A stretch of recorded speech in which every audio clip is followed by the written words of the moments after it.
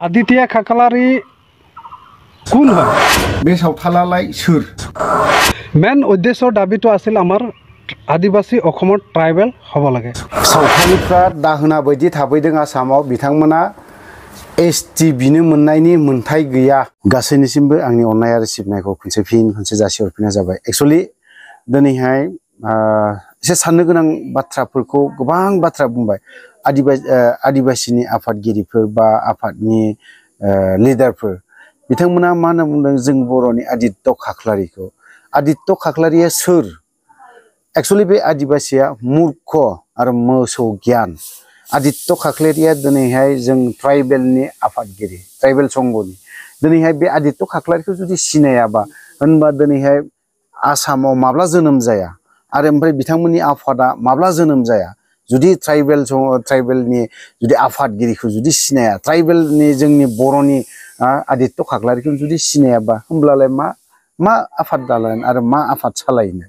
दा जोंना सोंथिया बे मोनसे जानानै फैदों होनबा दिनै बेफोरबायदि मूर्ख ट्राइबखौ बुंनो थाङा आङो बे मूर्ख आफादगिरि बा गुबुन बिबानाव थानाय बिथांमोननि आफादनिनो आफादगिरि बिथाङा मा आफाद जेबो हिलायनो हाया बे आंखौबो जोंनि बर'नि दैदेनगिरिफ्रा दिनै मा खालामनानै दं दिनै पलिटिशियानफ्रा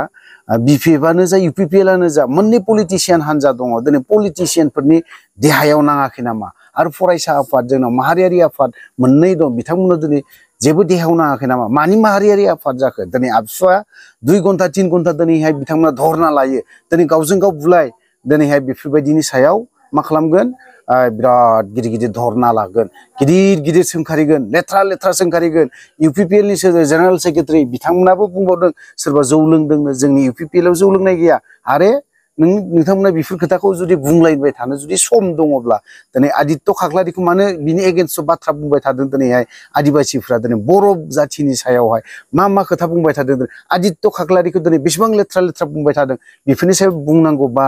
मोनसे स्टेटमेन्ट होनांगौ होननानै नोंथांमोना साना नामा दिनै इउपिपिएलआनो जा बिपिएफआनो जा मोननैबो संगठननि लिडारफ्रानो मा खालामदों बबाव उन्दुनानै दं मा खालामदों दिनै बर' जाथिखौ बेसेबां लेथ्रा सोंखारिबाय थादों दिनै बर' जाथिखौ माहाय चाइनायाव सोरबाया बुंदों चाइनानिफ्राय फैनाय नंगौ जों चाइनानिफ्राय फैनाय बा जों बहानिफ्राय फैनाय खिन्थु जों बे आसामाव थागिबि जों बर'आनो दिनै जोंनि बर'नि लिडारफ्रा बेफोरनि फारसे सोरबा आबसुआनो जा बनसुआनो जा बिपिएफआनो जा इउपिपिएलआनो जा ना साहित्य सभायानो जा महाय थादों आरो ओमफ्राय ट्राइबेल संघनि जेसेबां लिडारफोर दङ बेफोरबायदि मानसिया मा खालामबाय थादों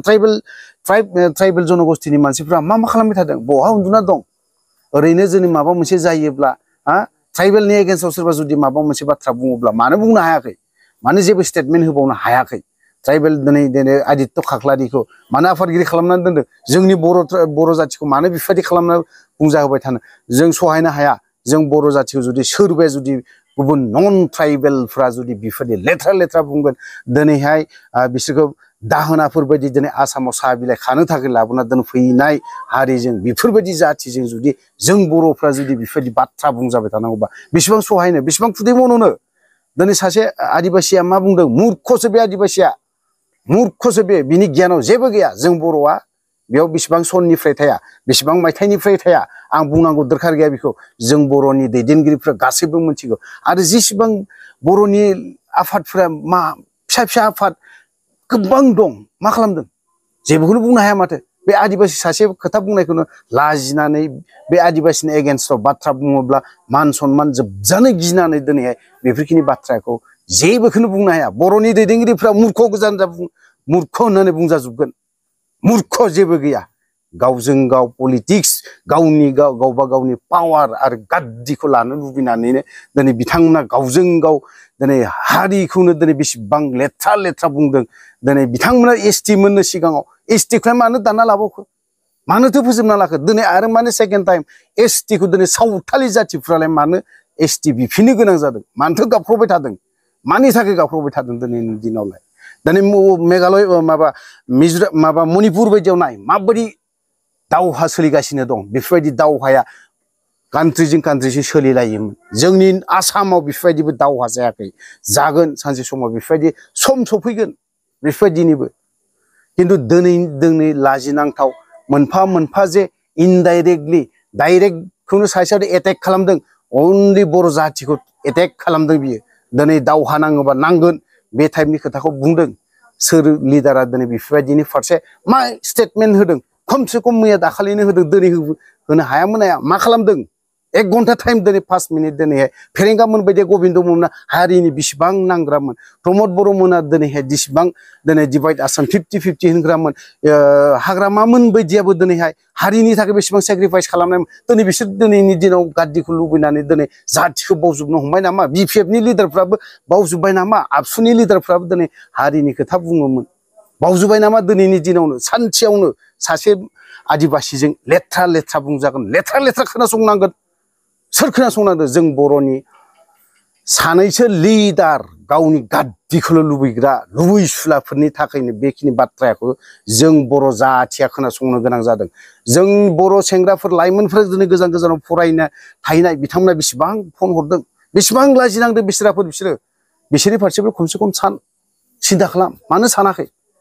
गादिया देरसिन नङालै हारिया देरसिन सब समाय हारिखौ देरसिन जाय मानसिया देरसिन खालामगोन बे मानसिया सब समाय थांनाबो थागोन नोंसोरनि बायदि हारिखौ फानग्रा गाद्दिखौ देरसिन खालामग्रा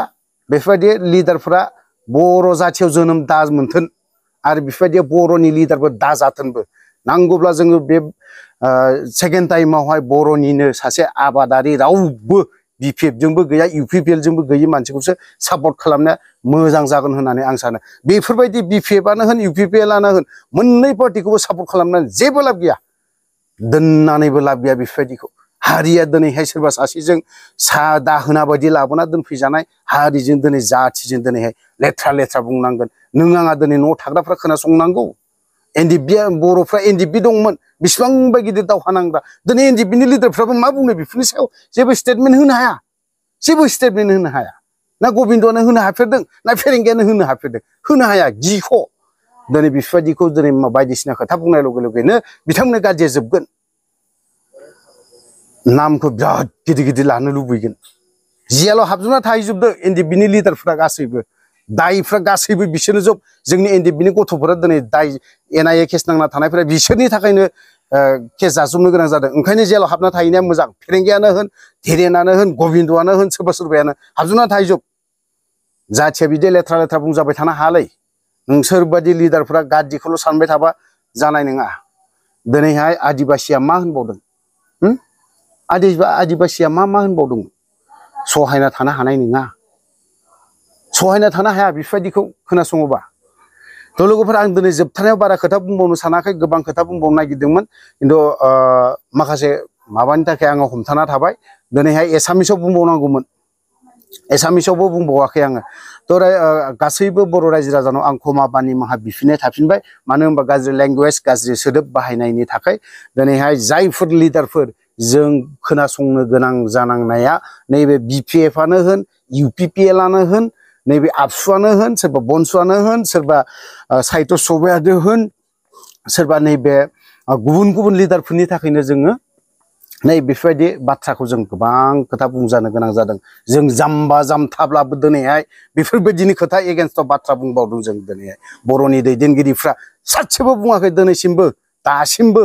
बे सासे आदिबासि मुर्ख आदिबासिनि थाखायनो जेबो बुङाखै दिनैसिमबो बे मुर्ख आदिबासिनि खोथाखौनो लानानै गिनानै गिख'जोब दिनै आदिबासिफोरखौ गिनानै दं गिख' बिसोरो ओंखायनो दिनैसिमबो मोनसेबो बाथ्रा बुंनो हायाखै थ' लोगोफोर आं गाज्रि खोथा बुंनायनि थाखाय क्षमा बा निमाहा बिहोगोन होननानै आं आसा आरो मिजिंथिनाय थाबाय आं भिडिअखौ बारा गोलाव खालामनो सानाखै बहायनो दोनथ'बाय जय बर' हारिनि आदित्य खाखालारी কোন হয় যে আমাৰ অসমৰ আদিবাসী খিলঞ্জীয়া না ট্ৰাইবেল নহ'ব বুলি সি কোৱাৰ অধিকাৰ নাই আদিত্য খাখালাৰী কোন হয় মই আদিত্য খাখালাৰী এটাই তাক আহ্বান জনাইছোঁ প্ৰথমত নিজৰ আইডেণ্টিফাই কৰক তাৰপিছত বেলেগৰ আইডেণ্টিফাই কৰিব কাৰণ কিয় নিজৰ পৰিচয়টো আগত দিয়ক তাৰপিছত নিজৰ